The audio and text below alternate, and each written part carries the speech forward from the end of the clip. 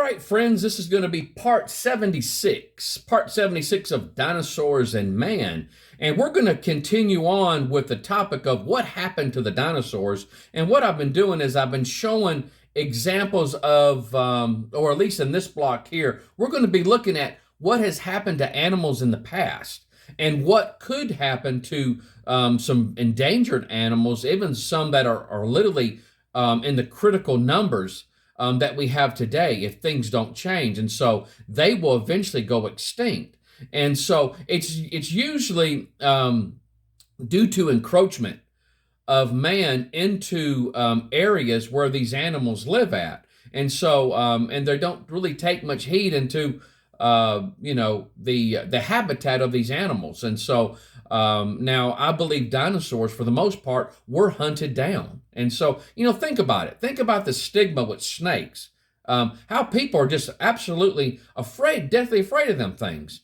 I'm not. I used to own a ball python. Snakes don't bother me. And so now would I want to curl up next to a giant anaconda snake? No. But the variety of snakes that we have around our homes in urban areas, they're not out to hunt you down and kill you. And so, but I believe dinosaurs had that stigma attached to them. And plus man encroaching into their areas where they lived at, they didn't have anywhere else to go. And so, but at any rate, we're going to look at another animal that is supposedly extinct, but we're going to look at that. And if you'll notice on the screen here, this is a thylacine. That's the thylacine. It's also called the Tasmanian tiger. The Tasmanian tiger. Now, this is another picture of this animal. They're absolutely just amazing to look at. Very unique markings and stuff. They look a lot almost like a little fox or a wolf or a coyote. Here's two of them here. And notice the stripes along the back. And here, now this right here, I want you to really take note of. Notice the mouths when they open up. It says, when threatened, they could open their jaws 80 degrees in a behavior that is called a threat yawn. A threat yawn. Now, guys, you look at that jaws there, how it opens it up. It's not just yawning because it's sleepy. It feels threatened. So it opens up the mouth like that. Absolutely just an amazing behavior there. Let's take some look at some notes on the Tasmanian tiger.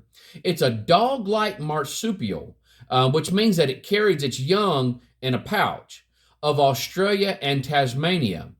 Because of the stripes, it was known as the Tasmanian tiger.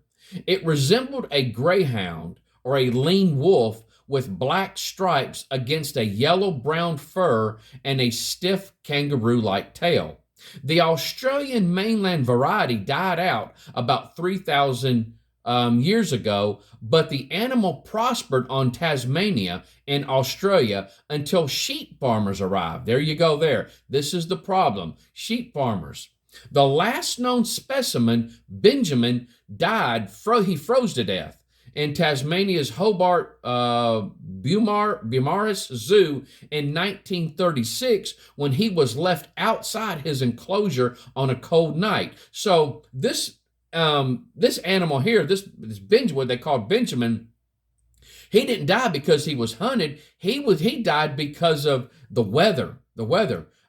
He couldn't. Evidently, they didn't know that he could freeze to death, and that's exactly what he did. And so, that's another point to make, is that sometimes it could be natural reasons that could cause certain animals to go extinct. And so, but at any rate, it goes on. Thylacines are just the tip of the extinction iceberg.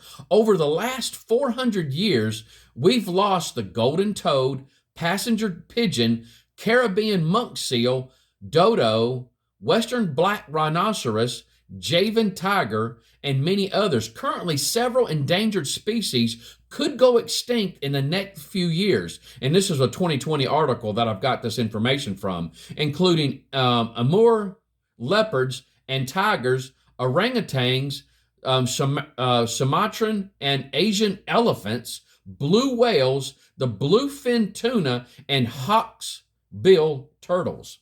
Scientists are attempting to bring back the thylacine, the woolly mammoth, and aurochs, which is a type of prehistoric cow. Now, before I show you what an auroch could be, there has been reports, let me just say this, there has been reports that the Tasmanian tigers are still alive. There's still some living. And so there's not been any verifiable proof of this. It's just what people have stated. They believe that they have seen these animals. And so now, as far as the woolly mammoth, they could do it, but they're going to have to impregnate an elephant.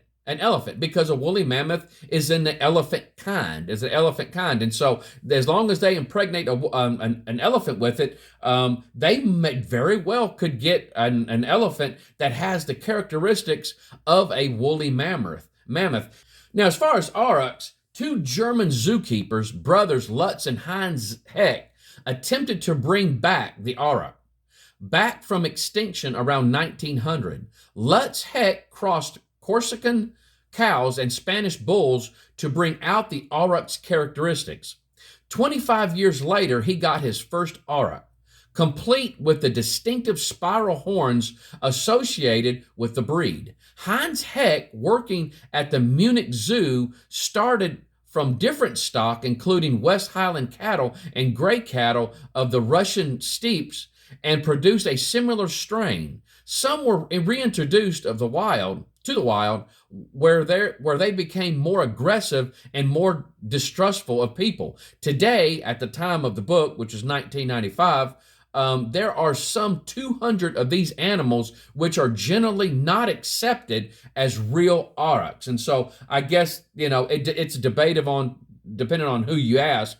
And so this right here could very well be the auroch that they're speaking of. And so, again, I guess it depends on who you ask, which biologist or, which zoologist you'll ask. And so, but could this very well be that auroch that they're speaking of? And so, I don't know. It very well could be. And so, but at any rate, guys, we're going to stop right there. When we come back, we're going to continue on. And so, again, all I'm doing here is I'm showing you examples. I'm showing you examples of animals that used to be alive, and as far as we know, unless some of the like the Tasmanian tigers, unless some of the Tasmanian tigers really are still alive, they are believed to be extinct and gone. They're gone. And so, very well, just like the dinosaurs, they probably were a heck of a lot more of them. And at one point in time, and due to encroachment of man on their land and the areas where these animals had their habitat, they were killed off. And so, I do know that in some of the Chinese herbs, some of their medicines and stuff, they called for parts of dragon, like dragon bone and stuff like that. And so, that's what they were called before. I truly believe that's what they were called before they were called dinosaurs. And so dinosaurs the word wasn't even invented or used or coined until somewhere around 1840, 1842, somewhere in that area there. And so, but anyway, guys, y'all be looking forward to the next one. We're going to get on some other interesting topics, and we're going to continue on with this interesting journey through my dinosaurs and man presentation. You guys take care. I love you. Bye-bye.